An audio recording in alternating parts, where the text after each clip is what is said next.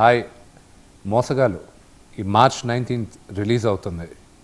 ఈ సందర్భంగా ఈ మూవీ ఎలాగో మేమందరం స్కామ్ల గురించి వీటి గురించే తీసాం కాబట్టి రియల్ లైఫ్ స్కామ్స్ ఎలా ఉంటుంది, అసలు ఎలా మోసపోతున్నారు, దానికి ఎలాంటి జాగ్రత్తలు తీసుకోవాలి, అసలు ద ఐడియా బిహైండ్ దిస్ వీటి గురించి కనుక్కోవడానికి నేను హైదరాబాద్ పోలీస్ కమిషనర్ గారిని రిక్వెస్ట్ చేయడం జరిగింది. ఆయన అనుమతి ఇచ్చి ఏసీపీ ప్రసాద్ గారిని మన ఎస్ఐ మదన్ గారిని వీళ్ళిద్దరిని పంపించారు. So I'm going to ask few interesting questions. So let us here వాళ్ళ దగ్గర నుంచే విన్నాం. ఎలా ఉన్నారు ప్రసాద్ గారు? హాయ్ అండి, నమస్తే. I'm fine. మీరు ఎలా ఉన్నారు? I'm doing good. Cinema release అవుతుంది, టెన్షన్లో ఉన్నాం మేము. మాధవ్ గారు మీరు ఆల్ వెల్. వండర్ఫుల్ అండి, వండర్ఫుల్. మోసగాళ్ళు అనే సినిమా చేస్తున్నామండి. దాంట్లో ఏంటంటే 2017లో బాంబే పోలీసులు, ముంబై పోలీసులు ఈ స్కామ్ని ఆపారు. ఒక బ్రదర్ అండ్ సిస్టర్ కలిసి దాదాపు ఒక 800 మందిని ఉద్యోగంలో పెట్టుకొని కాల్ సెంటర్ నడుపుతూ ఇక్కడి నుంచి అమెరికాకు ఫోన్ చేసేవారు. అక్కడి నుంచి డార్క్ నెట్లో సంపాదించారు ఇన్ఫర్మేషన్ అంతా. ఫోన్ చేసి మేము ఐఆర్ఎస్ అంటే ఇంటర్నల్ రెవెన్యూ సర్వీస్, ఈ అమెరికన్స్ది ఉంది, మేము అక్కడి నుంచి ఫోన్ చేసి మాట్లాడుతున్నాం అంటే మీరు ట్యాక్సెస్ కట్టాలి, మీరు కట్టకపోతే ఇప్పుడు ఒక అరగంటలో పోలీసులు వచ్చి మిమ్మల్ని అరెస్ట్ చేసుకొని వెళ్తున్నారు అని ఇలాగ ఒక స్కామ్ రన్ చేసి 2800 కోట్లు స్కామ్ చేశారు. సో దాన్ని బయటపెట్టింది ఒక డీసీపీ అక్కడ, అక్కడ బాంబేలో ఉన్నారు. సో ఆ కథ చాలా ఇంట్రెస్టింగ్గా ఉండింది. పనిచేస్తున్న 8000 మందిలో దాదాపు ఒక 7000 మందికి అది ఒక స్కామ్ అని తెలియలే. So it was more like మాకు లెజిటిమేట్గా సరే అన్నీ అవుట్సోర్స్ చేస్తున్నారు కదా, ఇది కూడా అవుట్సోర్స్ చేసి మనల్ని చేయమన్నారు కదా అని. సో నాకు చాలా ఇంట్రెస్టింగ్గా ఉన్నింది. ఇంకోటి కూడా జరిగింది ఏంటంటే, నేను అక్కడ ఈ మూవీ కోసం రిలేటెడ్ వర్క్ కోసం వెళ్ళినప్పుడు నాకు ఒక అమెరికా నెంబర్ ఉంది. ఆ నెంబర్కి ఒకడు ఫోన్ చేశాడు. ఆయన ఫోన్ చేసి అరగంట సేపు కాన్వర్సేషన్ నా దగ్గర రికార్డెడ్ ఉంది. చాలా కన్విన్సింగ్గా మాట్లాడు. పోలీసులు వస్తున్నారు, అరెస్ట్ చేస్తారు, నువ్వు ఇది కట్టలేదు, ఇది $3000 కట్టాలి, అర్జెంటుగా కట్టు, అది ఇదని. బిగినింగ్ వాళ్ళు వైర్ ట్రాన్స్ఫర్లో ఒప్పుకునే వాళ్ళు వెస్టర్న్ యూనియన్లో, అది ఆపేసి గిఫ్ట్ కార్డ్ ద్వారా నంబర్లు ఏమంటే మేము తీసుకుంటున్నారు. వన్స్ గిఫ్ట్ కార్డులో వెళ్తే మీకు తెలియదేం లేదుగా, ఇంకా అది మళ్ళీ వచ్చేది కూడా. సో ఇప్పుడు అది మేము చేసిన సినిమా అంతా అసలు వాళ్ళు ఎందుకు చేశారు, ఎలా చేశారు, టెక్నికల్గా ఎలా జరిగిందో అంతా ఇది ఉంది. ఇప్పుడు I would like to ask you, మీ ఇద్దరిని, ఇప్పుడు మీకు చాలా కేసులు వస్తూ ఉంటాయి ఇలాగా సైబర్ క్రైమ్ అది ఇదని. ఇప్పుడు కరెక్ట్గా మీరు కూర్చున్నప్పుడు మీకు ఒక ఫోన్ వచ్చింది, ఏదో డేటింగ్ యాప్లో డబ్బులు పోగొట్టుకున్నాడు, ఎఫ్ఐఆర్ ఫైల్ చేయండి అని. సో బేసిక్గా ఈ స్కామ్లని ఎప్పుడు స్టార్ట్ అయ్యాయి? ఇవి దాదాపు ఒక 15 years నుంచి నడుస్తున్నాయి. 15 సంవత్సరాల నుంచి. ఇనీషియల్గా ఏంటంటే అప్పుడు మనకు అసలు యూపీఐ ట్రాన్సాక్షన్స్ అనేవి లేవు. ఈ పేటిఎంలు, పేయూలు, ఫోన్పేలు, గూగుల్ పేలు అనేవి లేవు. ఆ టైంలో మన ఇండియాలో స్టార్ట్ చేసింది ఫస్ట్ నైజీరియన్స్ అని చెప్పుకోవచ్చు. వాళ్ళు ఏంటంటే మీకు కోకోకోలా లాటరీ వచ్చింది అని చెప్పి ఎస్ఎంఎస్లు, బల్క్ ఎస్ఎంఎస్లు పంపుతారు. కొన్ని లక్షల మందికి బల్క్ ఎస్ఎంఎస్లు పంపిస్తే అందులో ఏదో ఒక 0.001% రెస్పాండ్ అయ్యేవాడు. అంటే కొంతకాలం అనుగుణంగా ఏంటంటే మనకి రెస్పాండ్ అయ్యే వాళ్ళ పర్సంటేజ్ తగ్గిపోయింది. ఇనీషియల్గా మీకు కోకోకోలా లాటరీ వచ్చింది, $35,000 వచ్చినాయి, లేదంటే $3.5 million వచ్చినాయి అంటారు. Claim the prize money, please contact అని ఒక మెయిల్ ఐడి ఇస్తారు. అంటే అక్కడ నుంచి కమ్యూనికేషన్ అంతా మెయిల్ ఐడి ద్వారానే జరగాలన్నట్లు అనమాట.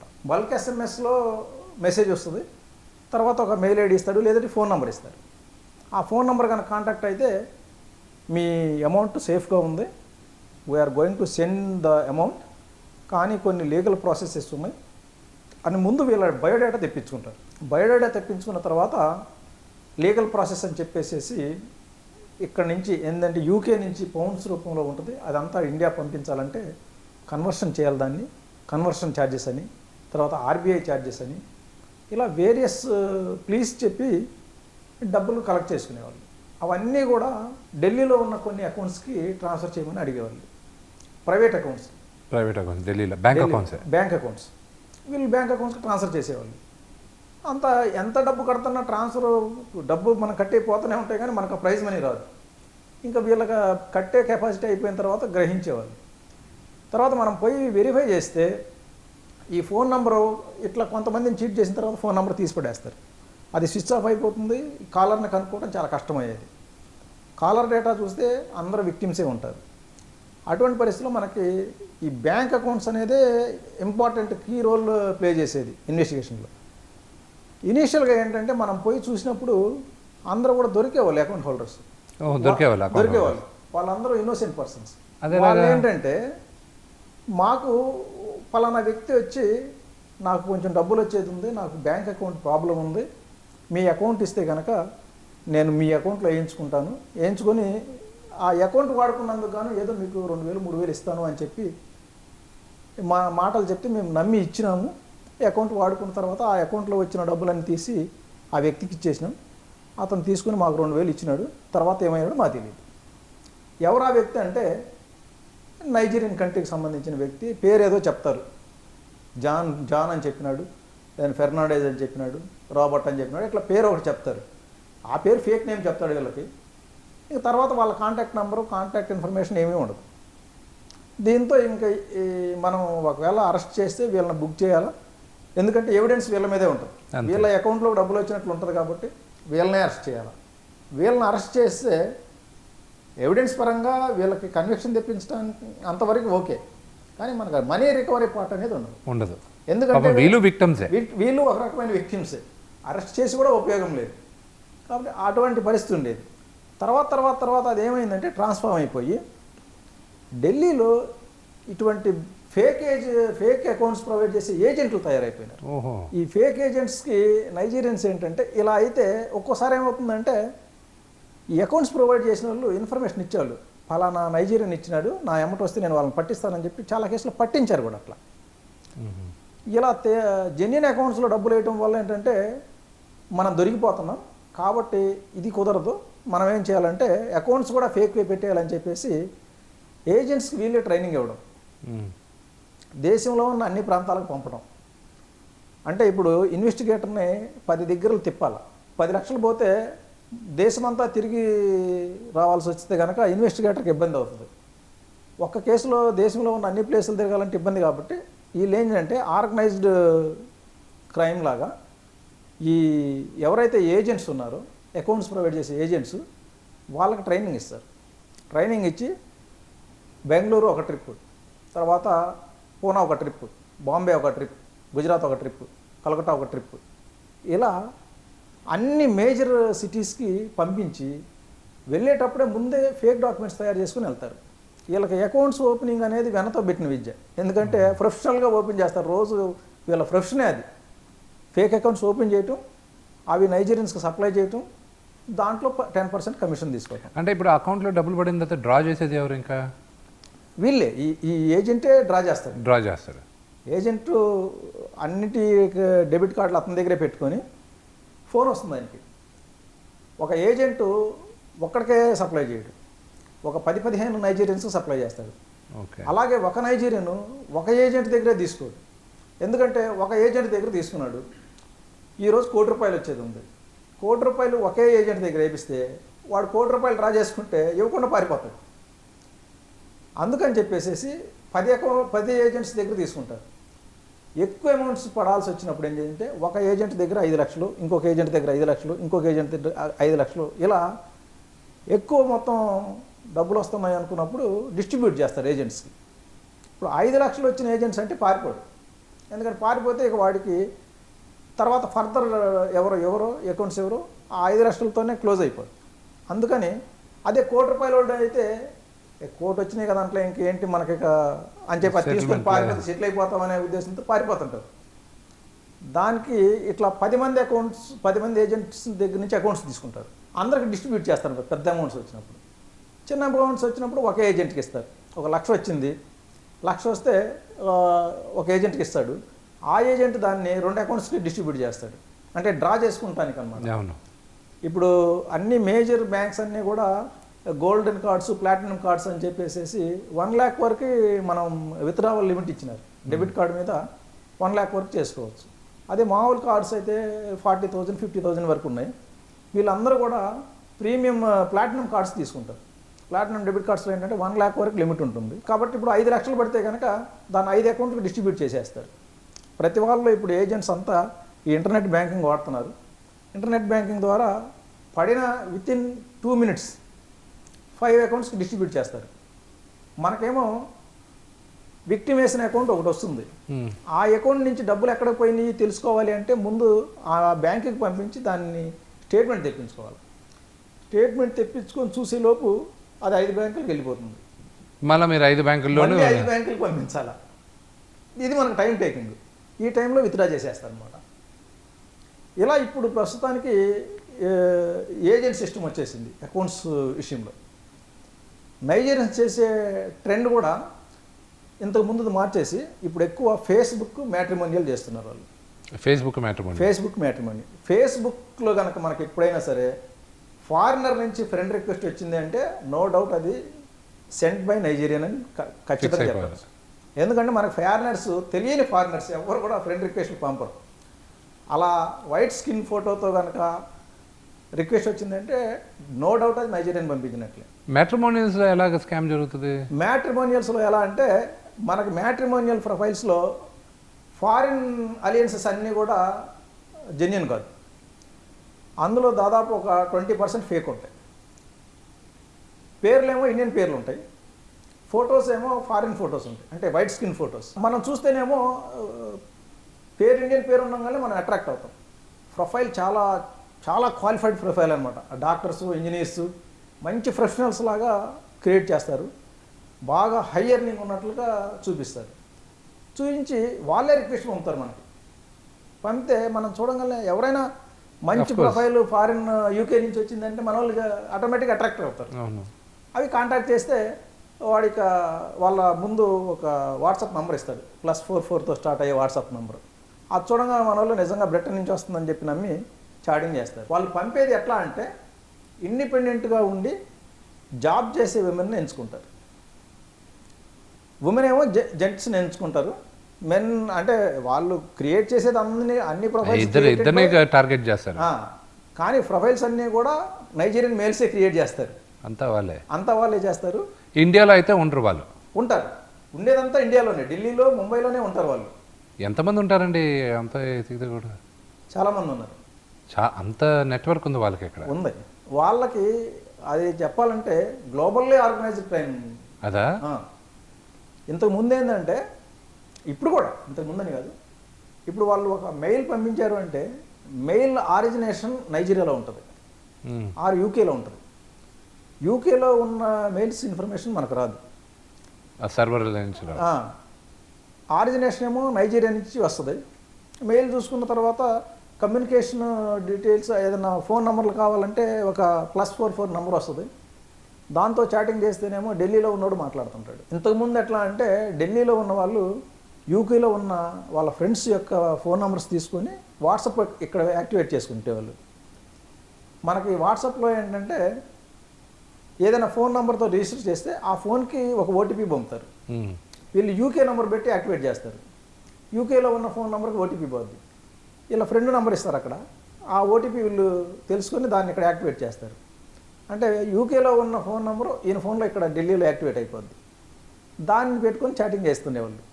ఇప్పుడు యాప్స్ వచ్చేసినాయి. యాప్స్ రావడం వల్ల ఇప్పుడు ఆ ఇబ్బంది లేకుండా పోయింది వాళ్ళకి. ఇంకా ఈజీ అయిపోయింది. ఇంకా ఈజీ టెక్నాలజీ పెరిగేసరికి స్కామ్లు చేయడం ఇంకా ఈజీ అయిపోయింది. ఇప్పుడు జెన్యున్ పర్సన్స్కి ఎంత ఉపయోగపడుతుందో దానికంటే రెట్టింపు క్రిమినల్స్కి ఉపయోగపడుతుంది టెక్నాలజీ. కాబట్టి మీకు మనగా మీరు డీల్ చేసిందో వాట్ ఈస్ అంటే బాగా విచిత్రమైన case, what do you think మీరు హ్యాండిల్ చేసిన వాటిలో? Availability, accessibility of technology has become, 2G, 3G, 4G, 5G. This evolution process probably 10 years లో 5Gకి వచ్చేసినాం. 2G, 3G 2 decades పడితే penetration for any cyber crimes has gone to the village level. ఇప్పుడు ఒకళ్ళు conventional క్రైమ్లో ఏంది, they want to do something or dacoity robbery చేయాలంటే they do a recce 3 days and they see what is the everything in ఏంటి, exit ఏంది, they అలా proper plan and then execute and they go where they leave the some footprints. But contrary cyber crimes ఏంటంటే somebody will sit in Jharkhand, somebody will sit in Rajasthan, అతను చేసే victim ఎవరు అనేది maybe ఆ rickshaw puller కూడా అయి ఉండొచ్చు. Because everything we are moving to digital payment systems, we are force to move. So they have no option, just auto rickshaw కూడా we are going with digital. So ఆయన ఫర్ ఎగ్జాంపుల్ ఆయన call చేసే అతను technology driven crimes ఉండే, as you said earlier case study which are referring to that US scam. So if you observe it, majority they convince you, all they have a basic information, then they'll convince you. That is called social engineering technique. Only technology use చేసి they'll come into your account, they hack into your account and they దాన్ని అక్కడ నుండి తీసేయడం అనేది ఉండదు. ఇప్పుడు మీరు అన్నట్టు స్పెషల్ వింత కేసులు అనేవి ఉండవు, every day is a new case. ఇప్పుడు మీరు వచ్చి నాకు ఇది వింత అని చెప్పనీకు ఉండదు, మీరు ఏది చెప్పినా అది నేను నమ్ముతాను. సైబర్ క్రైమ్స్లో, కన్వెన్షనల్ క్రైమ్లో వచ్చి బిల్డింగ్ పైన ఉన్న నన్ను కొట్టాడు సార్, ఆ 2 బిల్డింగ్ జంప్ చేసి వచ్చిందంటే విచ్ ఈస్ వియర్డ్. అవును, అది జరిగే పని కాదు. కానీ సైబర్ క్రైమ్స్లో ఎవ్రీథింగ్ ఈజ్ పాసిబుల్. మీరు నా దగ్గరకు వచ్చి ఇది జరిగింది సార్ అంటే నేను నమ్ముతాను, బికాజ్ నేను రూల్ అవుట్ చేయలేను. అది కొత్త కాదు, వింత కాదు, నాకు కొత్త అయిపోతుంది. సో ఇంకో కొత్త టెక్నాలజీ వచ్చింది, వీ షుడ్ అడాప్ట్, నేర్చుకోవాలి. హైయెస్ట్ స్కామ్ అంటే ఇలాగ మోసపోయింది మీకు ఎంత, మీ కేసులో మీరు హ్యాండిల్ చేసిన కేసులో ఏది హైయెస్ట్ డబ్బులు పోగొట్టుకున్నారు? ఇప్పుడు లాస్ట్ 1-2 ఇయర్లో 2020 ఆఫ్టర్ పాండమిక్ మీరు 2 కేసెస్ మంచి నేషనల్ వైజ్ సెన్సేషనల్ అయినాయి. వన్ ఈజ్ గేమింగ్ అని. సో మార్చ్ 2020 మన 22nd లాక్డౌన్ స్టార్ట్ అయింది కదా. స్టార్ట్ అయిన తర్వాత జనాలు ఇంట్లో కూర్చోవడం మొదలుపెట్టారు. సో దే వాళ్ళకు ఒక ఎంటర్టైన్మెంట్ కావాలా, గేమింగ్. సో గేమింగ్ అనేది ఆల్మోస్ట్ ఒక వ్యసనంలోకి వెళ్ళిపోయింది జనాలకు. అదంతా ప్రొవైడ్ చేసింది ఏంటంటే బెట్టింగ్ చేసి కలర్ ప్రెడిక్షన్స్ అనేవి విచ్ ఆర్ మనం మ్యానిపులేట్ చేయగలిగిన ఉన్నవి చైనా బేస్డ్ ఉండే అన్నట్టు. మన దగ్గరికి ఒక కేసు వచ్చినప్పుడు ఒక 4-5 సూసైడ్ కేసెస్ అయినాయి అక్రాస్ ఇండియా. అయ్యో. సో ఏంటి అంటే 2 లక్షలు 3 లక్షలు కొట్టుకొని ఆ టైంలో ఇంట్లో కూర్చున్నారు కాబట్టి దాన్ని కరెక్ట్ ఎక్స్ప్లాయిట్ చేశాను అన్నట్టు. ఇప్పుడు ఎవరైతే నేను చైనీస్ అని చెప్తున్నాను, మనం ఇన్వెస్టిగేషన్ 70,000 తోటి it was an FIR of 70,000 start అయితే సబ్సిక్వెంట్ ఇన్వెస్టిగేషన్లో మనం ఐడెంటిఫై చేసింది 2,000 crores. 2,000 కోట్లు ఎగ్జాక్ట్లీ ఆన్ గేమింగ్లో ఓన్లీ. అందుకే ఇప్పుడు తెలంగాణలో ఆంధ్రాలో గేమింగ్ బ్యాన్ చేశారు. తెలంగాణలో బ్యాన్ చేసి 2017 2017 యాక్చువల్గా అది బ్యాన్ చేయడం వల్ల ఈ కేసులు చేయగలిగింది. Okay, credit goes to the government. మనకి ఇప్పుడు గేమింగ్లో 2 రకాలు ఉంటాయి, స్కిల్డ్ అన్స్కిల్డ్ అని. ఇప్పుడు స్కిల్డ్ గేమ్ అంటే ఏంది, రమ్మీ, వేర్ మన మైండ్ అప్లై చేయాలి. అన్స్కిల్డ్ అంటే ఏంది, తీన్పత్తి, అవును, నీకు pure luck based games. So మన స్టేట్లో ఏంటంటే 2017లో అమెండ్మెంట్ ఏం చేశారంటే మీరు ఏ గేమ్ అని ఆడండి, ఇఫ్ యూ పుట్ మీరు డబ్బులు పెడితే ఇల్లీగల్. అది స్కిల్లా అన్స్కిల్డా వీ డోంట్ కేర్. ఆ యాక్ట్ ఉండడం వల్లనే మనం 2020లో ఆ ఎఫ్ఐఆర్ చేసాం. దగ్గర క్లోజ్ టు, మీరు ఊహించుకోండి, ఒక యాప్ డెవలప్మెంట్కి ఎంత డబ్బు ఖర్చు అవుతుంది, ఎక్కువ పెద్దగా ఏమవుతుంది కదా, రైట్? అది యాప్ను సోషల్ మీడియా మీకు సడన్గా ఒక మెసేజ్ వస్తుంది, వర్క్ ఫ్రమ్ హోమ్ అని వస్తుంది మీకు లింక్. అవును, ఇంట్లో కూర్చొని 15,000 సంపాదించండి అని వస్తుంది. న్యాచురల్గానే జాబులు పోయినాయి. సో క్లిక్ చేస్తారు, క్లిక్ చేసి చక్కగా ఈ యాప్లోకి వెళ్ళిపోతుంది. ఫస్ట్ మీరు ఆడినప్పుడు 100 రూపాయలు పెడితే 100% మీకు 100 వస్తుంది. ఫస్ట్ 10 గేమ్స్లో ప్రెడిక్షన్ రేషియో ఏంటంటే 7:3. 7 సార్లు మీరు గెలుస్తారు, 3 సార్లే పోతాయి. ఓహో. సో న్యాచురల్గా మీకు ఏమైపోతుంది, డబ్బు వస్తుంది, ఈజీ మనీ వస్తుంది. ఈజీ మనీ గేమ్లో నాకు డబ్బు వస్తుంది. ఈచ్ 3 minutesకి ఒక గేమ్ ఉంటుంది. ఈ తర్వాత జరిగేది ఏ గేమ్ కూడా మీకు రాదు. ఇంకా అడిక్ట్ అయిపోయి డబ్బులు పెడుతూనే ఉంటాడు. ఆ అమౌంట్ మనకు అసలు మేమే షాక్ అయిపోయాం, 2,000 crores అది. అబ్బా. ఇది ఇలా ఉంటే దీని సబ్సిక్వెంట్ మళ్ళీ కొత్తగా మీరు చూసి ఉంటారు, కాల్ మనీ అని, ఇన్స్టెంట్ లోన్స్ అని.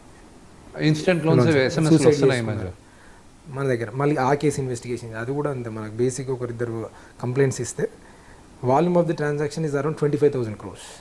అగైన్ కోట్లు, 25,000 కోట్లు. నేను 3,000 కోట్లు అమెరికా డబ్బు ఎక్కువ అనుకుంటున్నా, ఇది 25,000 కోట్లు మన ఊర్లోనే జరుగుతుంది. And for your information, entire money is Indian money, మొత్తం ఇండియన్స్ మనీ. అండ్ మొత్తం sponsored, organised, orchestrated by the out of Indian jurisdiction, suppose to be Singapore, Hong Kong are China. అక్కడి నుంచి వీళ్ళు డైరెక్షన్స్ ఇస్తున్నారు, మన వాళ్ళు చేస్తున్నారు. మనకి ఈ ప్రాసెస్లో కొన్ని 100 షెల్ కంపెనీస్ దొరికినాయి, 100 అకౌంట్లు దొరికినాయి. సింగపూర్, చైనా ఇక్కడ ఉన్న వాళ్ళు ఇండియన్సా, వాళ్ళ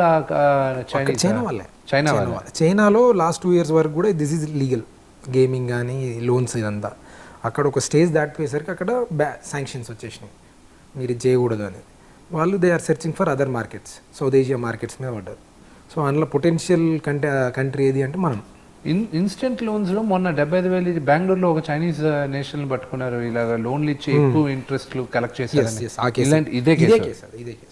ఇప్పుడు మన పోలీస్ స్టేషన్లో మనం ఒక చైనీస్ విత్ టిబెటియన్స్ టోటల్ 20 మెంబర్స్ని అరెస్ట్ చేసాం.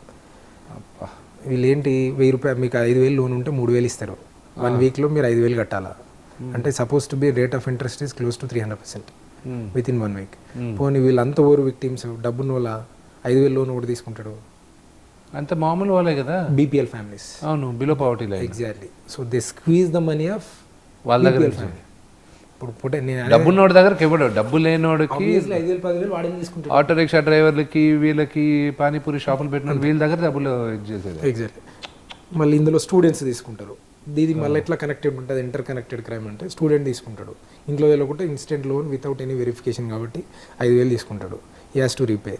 దేనికి ఇంకో క్రైమ్ దేనికి ఆలోచిస్తాడు. ఇంట్లో ఇప్పుడు డబ్బులు కట్టకపోతే, నేను స్టూడెంట్ని 5,000 తీసుకున్నాను, నేను ఇన్స్టెంట్గా లోన్ ఇచ్చారు, వాళ్ళ దగ్గర నేను డబ్బులు తీసుకున్నా, ఒక 10 రోజుల్లో కట్టాలన్నారు, నేను కట్టలేదు, నా దగ్గర ఎలా వసూలు చేస్తారు? ఫస్ట్ వాళ్ళు డబ్బులు డిస్పర్స్మెంట్ ఎట్లా చేస్తారు మీకు, యాప్ త్రూ.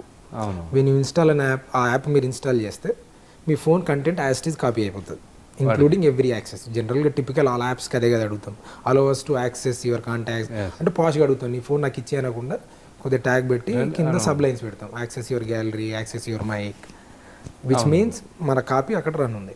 ఆ డేటాలో ఎవరెవరు ఉంటారు, డాడ్, మామ్ అందరూ ఉంటాం.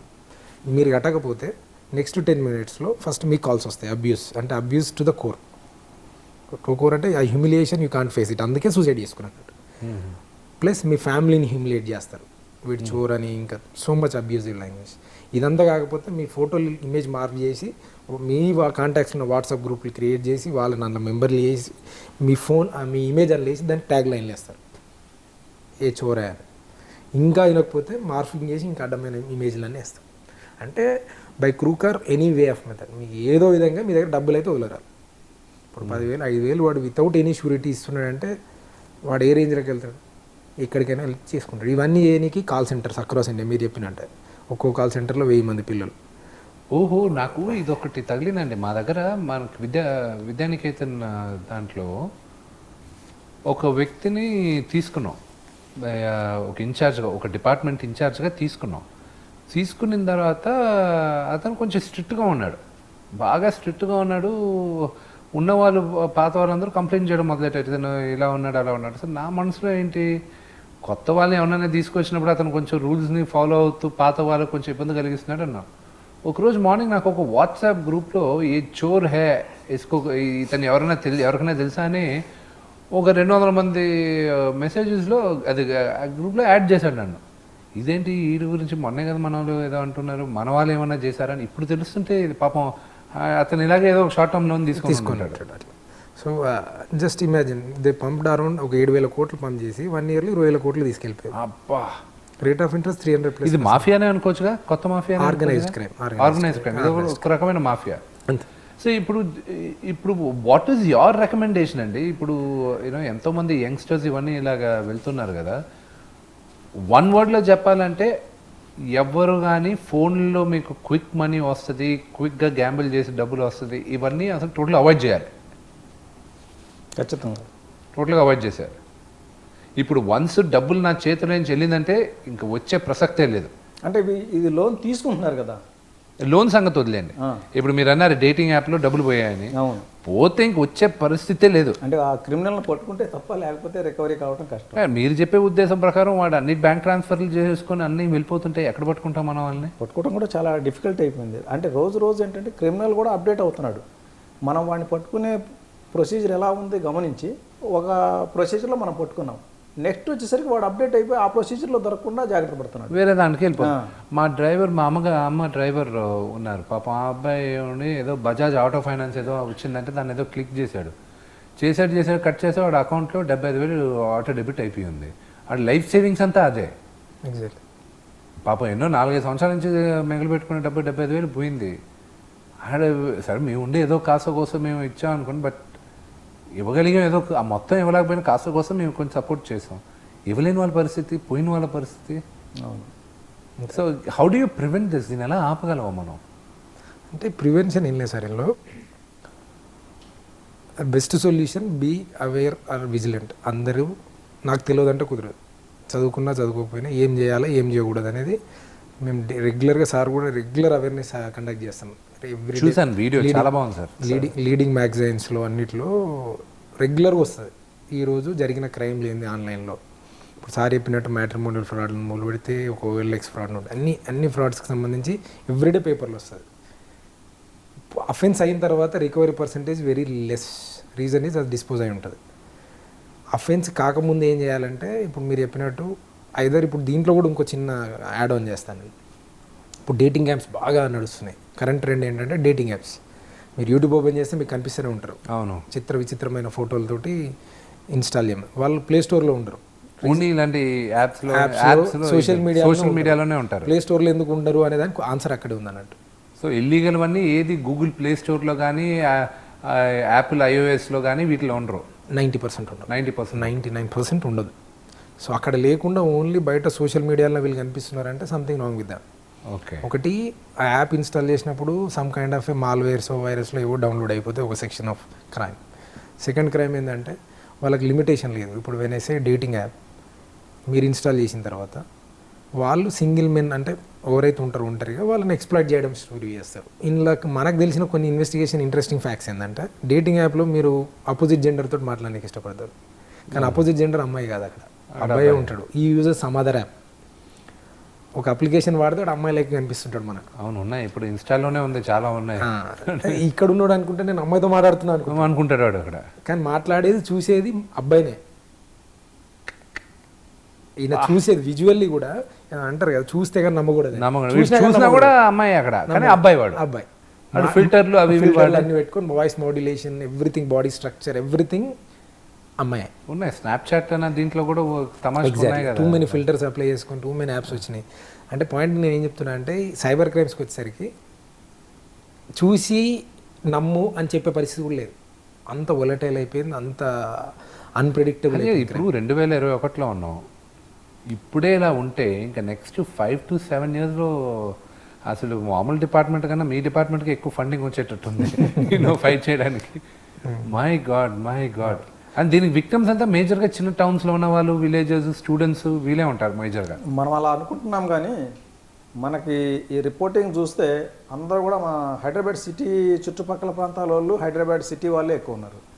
ఎడ్యుకేటెడ్, అంత బాగా తెలిసిన దీనికి ఎడ్యుకేషన్కి అన్ఎడ్యుకేషన్కి తేడా లేదు, ఏం లేదు. ఎడ్యుకేటెడే ఎక్కువ మంది ఉన్నారు. మనకి రీసెంట్గా ఈ OLX ఫ్రాడ్స్ బాగా వస్తున్నాయి. OLX ఫ్రాడ్స్లో ఏంటంటే ఇంతకుముందు వాళ్ళు యాడ్స్ పెట్టేవాళ్ళు, క్రిమినల్స్ పెట్టి 2-wheeler 4-wheelers యాడ్స్ పెడతారు. కొత్తగా ఉన్న 5G యాక్టివా 20,000 రేట్ పెడతాడు. బ్రాండ్ న్యూ లాగా కనపడుతుంటుంది. పెట్టి 20,000 అనగానే మన వాళ్ళు అట్రాక్ట్ అయ్యేవాళ్ళు. అట్రాక్ట్ అయ్యి మాకు కావాలంటే సరే మీరు ఒక పని చేయండి, నేను మిలిటరీలో పనిచేస్తున్నాను, నేను మీకేమీ మోసం చేయను అని చెప్పి దాని రిజిస్ట్రేషన్ సర్టిఫికేట్ పంపుతాడు. తర్వాత ఆధార్ కార్డు పంపుతాడు. తర్వాత మిలిటరీ స్మార్ట్ కార్డు ఒకటి పంపుతాడు. ఇవి 3 చూడగానే వీళ్ళకి ఒక కాన్ఫిడెన్స్ వస్తుంది, జెన్యూన్గా ఉంది, అది మిలిటరీలో పనిచేస్తున్నాడు, ఆధార్ కార్డు పంపించాడు, రిజిస్ట్రేషన్ సర్టిఫికేట్ పంపించాడు. ఈ రిజిస్ట్రేషన్ సర్టిఫికేట్ ఎట్లా సంపాదిస్తాడంటే యాక్చువల్గా దీని ఓనర్ ఎక్కడో యాడ్ పెట్టుంటాడు, ఒరిజినల్ జెన్యూన్ యాడ్. ఆ యాడ్కి కాల్ చేస్తారు.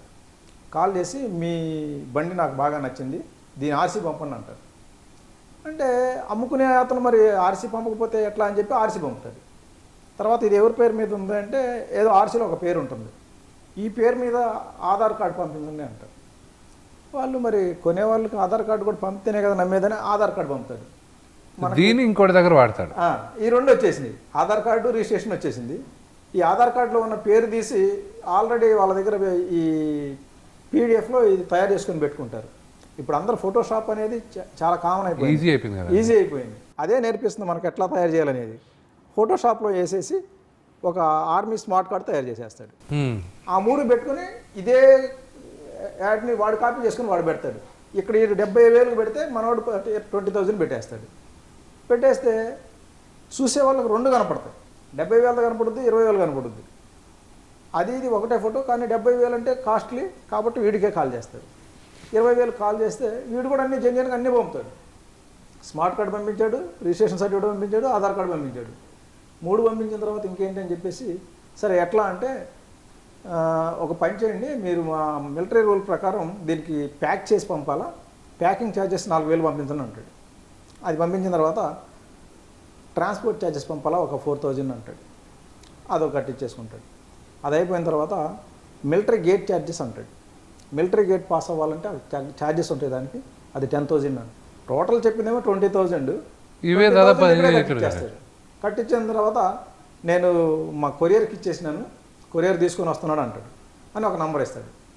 తర్వాత నెక్స్ట్ డే ఆడు కాల్ చేస్తాడు, నేను బైక్ తీసుకొచ్చాను, శంషాబాద్ ఎయిర్పోర్ట్ దగ్గర ఉంది, ఓనర్ మీకు హాఫ్ పేమెంట్ చేయమన్నాడు, 10,000 కడితే డెలివరీ చేసేస్తా అంటాడు. సరే ఇంకా ఎట్లాగూ తీసుకుంటున్నాం కదా దాంట్లో 10,000 కట్టేస్తాడు. కట్టిన తర్వాత మళ్ళీ కాల్ చేస్తాడు, ఓనర్ ఒప్పుకోవడం లేదు, 20,000 కడితేనే ఇవ్వమన్నాడు బైక్, మీరు 20 కడితే ఇస్తా లేకపోతే లేదంటే ఆ టైం కూడా కట్టేస్తాడు. అంటే ఇప్పుడు ఈ కట్టాల్సిన 20 వచ్చేసినాయి, ఆ ముందు ఆ ఛార్జ్ ఈ ఛార్జ్ అని చెప్పేసి కొంత కట్టించేసుకున్నాడు. టోటల్గా ఒక 40,000 వరకు లాగేశారు. లాగిన తర్వాత మీరు ఇందాక వేసిన 20,000 మాకు రిఫ్లెక్ట్ కాలేదు, అవి మళ్ళీ వేస్తే ఇస్తాం లేకపోతే లేదంటాడు. అంటే ఇది బేసిక్గా కకృతి వల్లే. అంతే.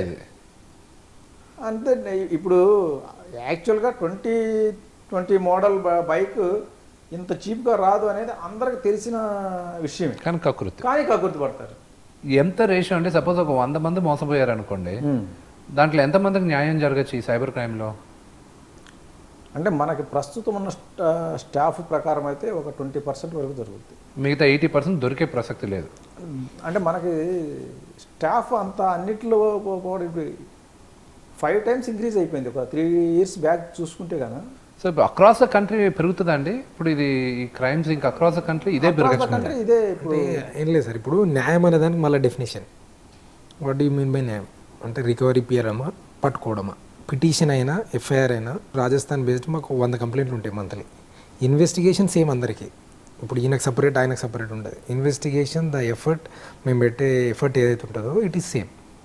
మీరు అన్న న్యాయం డెఫినేషన్ ఏమవుతుంది అంటే, విక్టిమ్కి ఏముంటుంది, జైలుకి వెళ్ళడమా, ఆయన చంపేయాలి ఉరిదీయాలని ఉండదు, నా డబ్బు వచ్చిందా లేదా ఆయన ప్రాబ్లం. మా ప్రాబ్లం ఏంది, అక్కడికి వెళ్ళి ఇప్పుడు సార్ చెప్పినట్టు చాలా అన్కన్వెన్షనల్గా ఉంటుంది. వాళ్ళు బేసికలీ మైగ్రేటెడ్ ఫ్రమ్ పాకిస్తాన్ అట్లా ఉంటారు, ఎక్కువ క్రౌడ్, సర్టన్ కమ్యూనిటీస్ ఉంటారు, ఫెరోషియస్గా ఉంటారు. తీసుకెళ్ళి చిన్న పిల్లల్ని ముంగటేయడం, లేడీస్ ముందుకు రావడం, ముసలోళ్ళు రావడం, అట్లా అంటే మనకు చాలా అన్కంఫర్టబుల్ సిచ్యువేషన్ బాగా క్రియేట్ చేస్తారు. ఇప్పుడు వాళ్ళు అతి కష్టం మీద ఒకరిద్దరిని పట్టుకొస్తాం. వాళ్ళకి ఏముంటుంది, దాన్ని 100 మందిని చీటి 10,000 చేసి ఉంటే 10 lakhs. ఆయన 10 lakhs ఎందుకు రికవర్ ఇస్తాడు? వచ్చి జైలుకి వెళ్తాడు, బెయిల్ తీసుకొని మళ్ళీ పోతాడు. 100 మంది కంప్లైంట్ చేయరుగా. ఎగ్జాక్ట్లీ. ఇప్పుడు 100 మంది చేసినా మా ఇన్వెస్టిగేషన్ సేమ్ ఉంటుంది. వీళ్ళందరూ లీడ్ టు ఒక విలేజ్కి వస్తాయి, 2 villageకి వస్తాయి.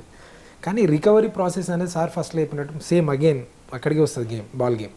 న్యాయము అంటే ఆయనకు అది న్యాయం.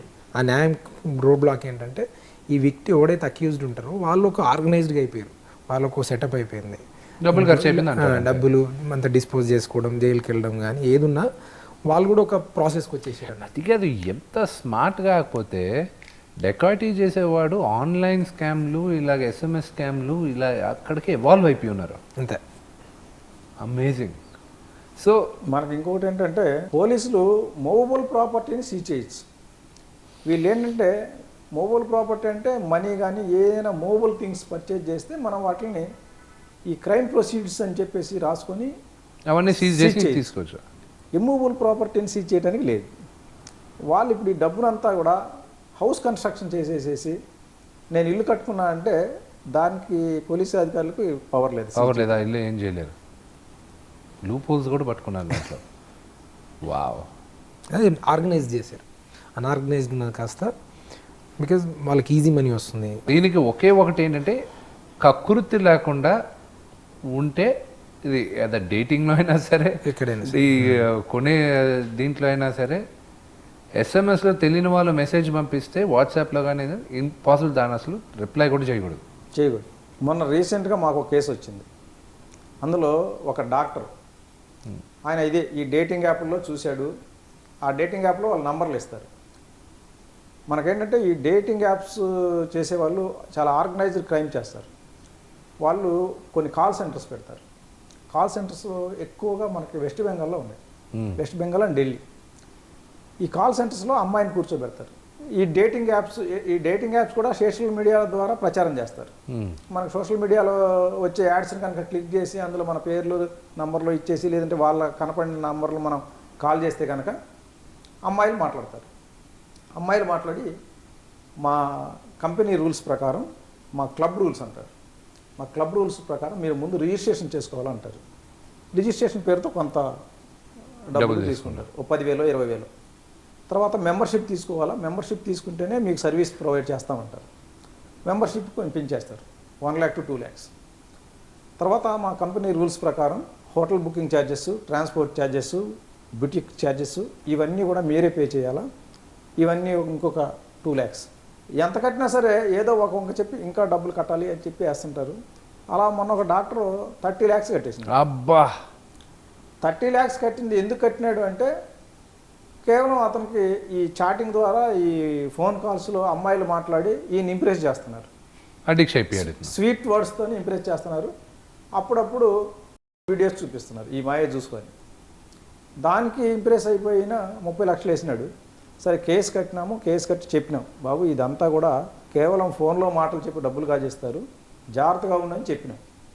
అయినా కూడా మళ్ళీ పోయి ఆ నంబర్లని మళ్ళీ కాల్ చేసి మళ్ళీ వాళ్ళకి డబ్బులు ఇవ్వడం ఆపకుండా మళ్ళీ ఇంకా అడిక్షన్ అంతే, అంటే అడిక్ట్ అయిపోయాడు అనమాట. ఇప్పుడు మరి అటువంటి వాళ్ళు ఇంకా అలాంటి వాళ్ళని పట్టుకోలేము. అక్కడ కలకట్టాకి వెళ్ళి రిసోర్సెస్ కూడా ఉండాలి కదా. రిసోర్సెస్ ఉండాలి. మనకేంటంటే ఇప్పుడు మనకున్న స్టాఫ్ స్ట్రెంత్కి ప్రతి కేసులో బయటకు పోయి పట్టుకురావడం అనేది ఇంపాసిబుల్ అది. ఇప్పుడు మనకు వచ్చే కంప్లైంట్స్లో 95% of the accused they are staying outside. ఓహో, out of the state. Particularly దగ్గర కూడా కాదు, మనకేదో పక్కన చెన్నైయో బెంగళూరు ఈ ఒరిస్సా మధ్యప్రదేశ్ అయితే తొందరగా పోయి రావచ్చు. 25 to 30% ఢిల్లీ, ఇంకొక 20% గుజరాత్, ఒక 30% వెస్ట్ బెంగాల్, మిగతావి ముంబై. 5 to 10% సౌత్ నుంచి అవుతాయి. మన లోకల్ అండ్ సౌత్ స్టేట్ నుంచి వచ్చేది 5 to 10% ఉంటాయి. 90% కూడా ముంబై, రాజస్థాన్, ఢిల్లీ, వెస్ట్ బెంగాల్, బీహార్ అండ్ జార్ఖండ్ ఇవి ప్లేస్లు. అంటే టూ ఫార్ ఫ్రమ్ హైదరాబాద్. అంతే, ఇంకా మీరు రిసోర్సెస్ అన్నీ ఇక్కడి నుంచి అక్కడికి వెళ్ళి తీసుకొచ్చేది. ప్రతి కేసులో అంత దూరం పోయి ఎఫర్ట్స్ పెట్టి పట్టుకురావడం అంటే ఇబ్బందికరమైన విషయం. But hats off to you పాపం, మీ విజిలెన్స్, మీ ఫైట్ వెళ్తూనే ఉంది. But thanks a lot for coming. ఈరోజు ఐ రియలీ అప్రిషియేటెడ్ మీరు వచ్చిన దానికి. సో యూనో వాట్ ఎవర్ మీరు మా తరపు నుంచి మీకు ఎలాంటి సపోర్ట్ కావాలన్నా, ఎలాంటి అవేర్నెస్ ప్రోగ్రాములు చేయాలన్నా, we're all there for you. And at least we want to really help out. And hats off to the cyber crime department. మేము అందరం ఏదో ఒకటి ఉంటుంది కదా. అంటే ఇది దాదాపు కరెక్ట్గా లెక్కేసుకుంటే సంవత్సరానికి 1,00,000 కోట్ల స్కామ్ అన్నీ కుడితే. సో ఇట్ ఈస్ ఇంక ఇది ఇండియన్ ఎకానమీనే దాటేస్తుంది కొన్ని సంవత్సరాలు ఈ స్కామ్లో. My god, thank you very much for coming అండి. I really appreciate it. మోసగాలు చూడండి, యూనో వీ డోంట్ వాంట్ ఇలాంటి స్కాములు చేయకూడదు, ఎలాగా ఏంటి అనేది కొంచెం ఎమోషనల్గా అయినా కనెక్ట్ అవుతారు. Thank you very much sir. Thank you.